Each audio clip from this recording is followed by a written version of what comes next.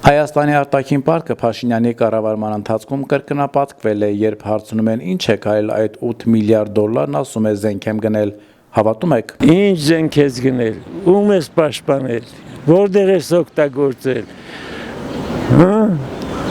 Հələ բաժանի յուրաքանչյուր բնակչի վրա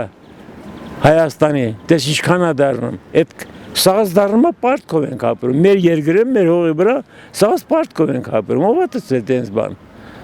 ով է տեսել։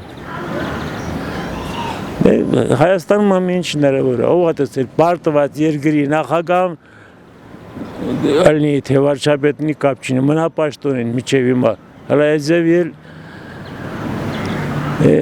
ես շատ դժվար է։ Ես ասում եմ, ես իշխանության չեմ հավատում, ցավը տանեմ, բացարձակապես չեմ հավատում։ Ինչ հավատամ, աչքս տեսածն եմ ասում։ Եթե բանել են մի քիչ բանից իրանք ապացուցած կնեին, էլի, որ զենք են կարել, սենց են կարել, հենց են կարել։ Բայց ոչ մի բան փաստորեն չեն արել։ Գնացել է ուրիշ ուղղությամբ։ Ինչ ուղղությամբ։ Չգիտեմ։ Ոչ մի զենք չկա։ Ես նախ ասեմ, ներկայիս կառավարությունը եւ իշխանությունը ոչ մեկը չի ծառայել, ով էլ ծառայել է կիսատ պարատ,